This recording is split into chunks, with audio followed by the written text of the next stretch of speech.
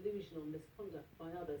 She maintains she never meant to hurt anyone. She genuinely felt culturally and socially black and changed her looks in subtle ways until others assumed she was.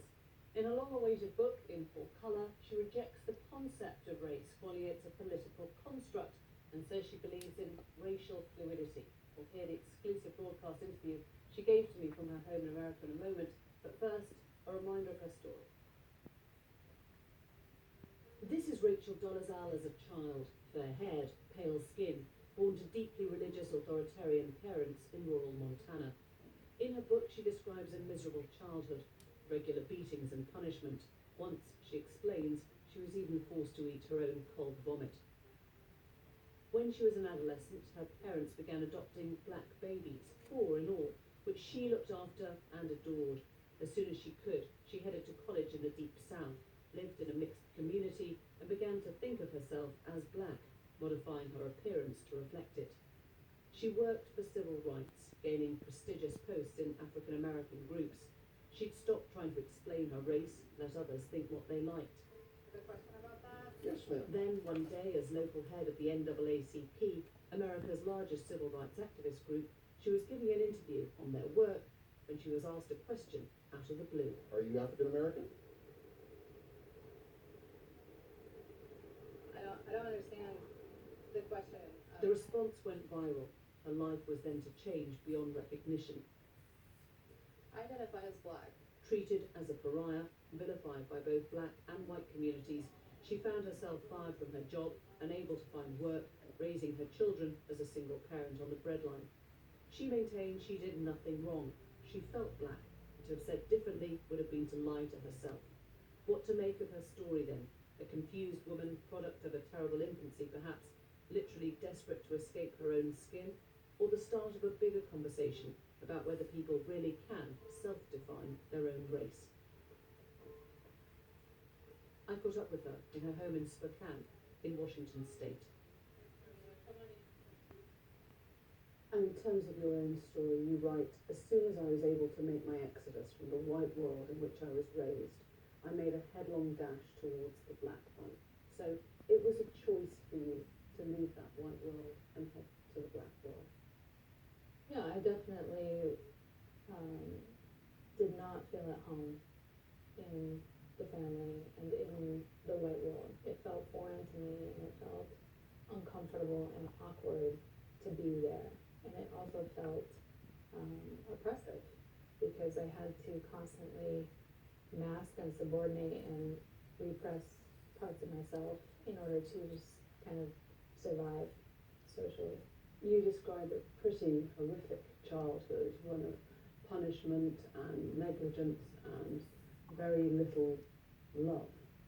Oftentimes when I was being punished, I was left wondering what I really had done to deserve that punishment, because I felt like I'd just been being myself, I'd just been being creative or spontaneous or dancing or just doing something that I hadn't intentionally been doing something wrong or evil or terrible. It was just that I'd stepped out of line. I hadn't, done what a girl should do and somehow been, immodest or sensual or something. And I had to, be punished for that because I was being raised to believe that the only goal for me in life was to get married and bear children and be a good wife and mother. And as soon as you were able, you looked for college, that headlong dash towards the black world. Was it then that your appearance started to change? Did you become more aware of wanting to become more black physically?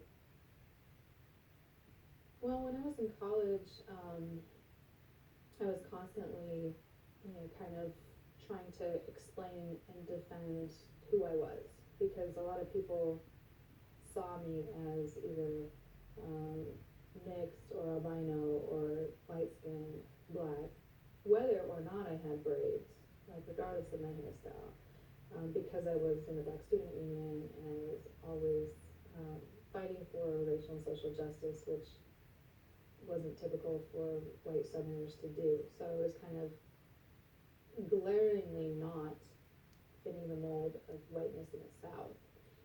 And if somebody saw me and assumed I was black or mixed or light skinned, it was more comfortable because it was a box that I could be put in. When you started ticking the box that said black eventually, did you feel uncomfortable? Did it feel like a lie? No. I mean, it didn't feel like a lie, for sure. It felt like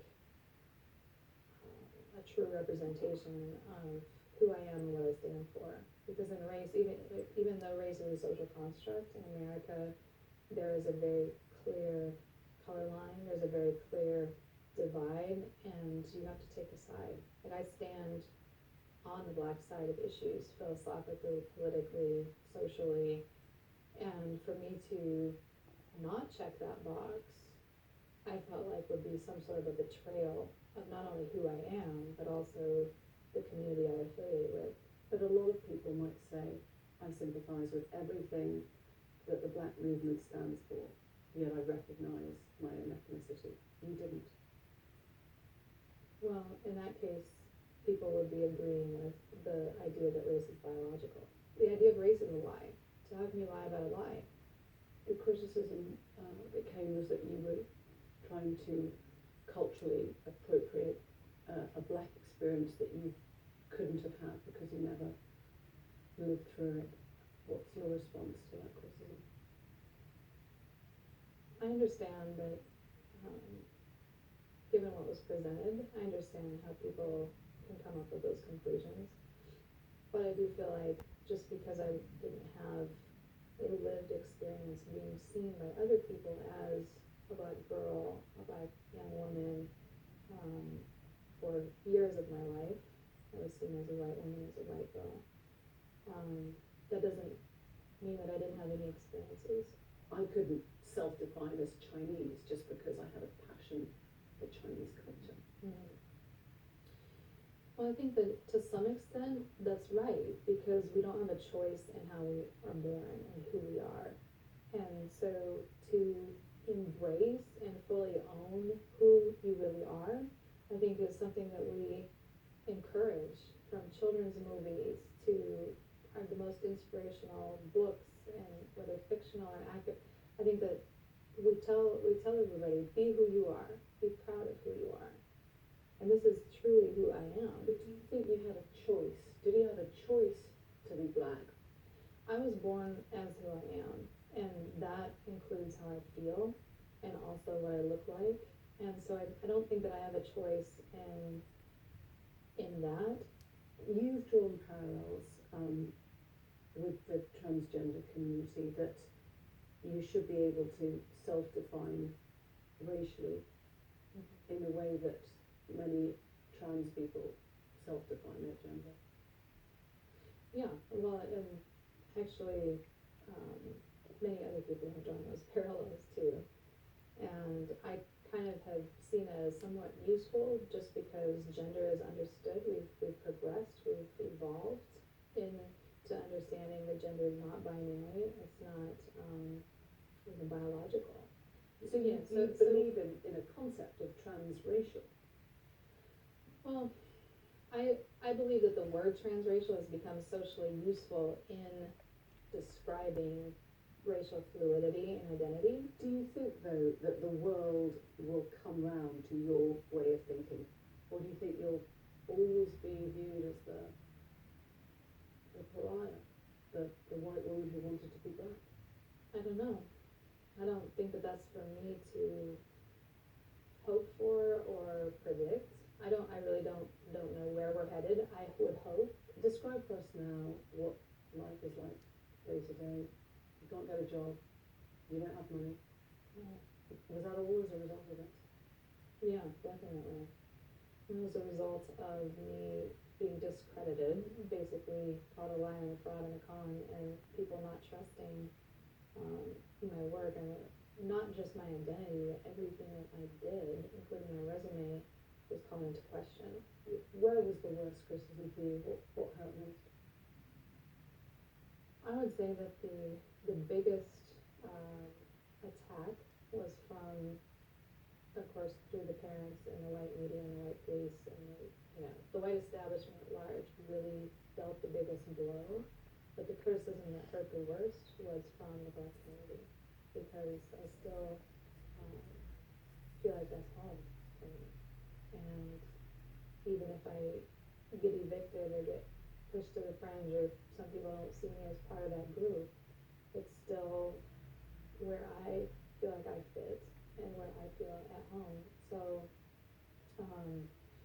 that hurts. It's painful because I feel like there's misunderstanding that I want to resolve. If I could resolve one group's misunderstanding, it would be the Black community. Would you tell a second? Thank you.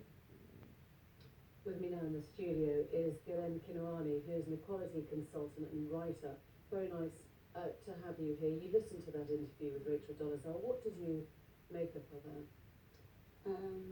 Firstly, just to say, it's the first time that I've seen this interview, so lots of emotions, feelings, questions in my mind.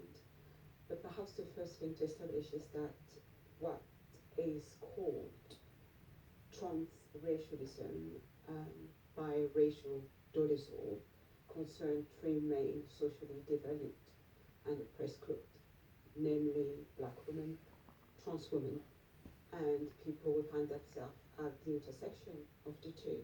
So I'm going to speak to them mainly as a Black woman, and there are various problems with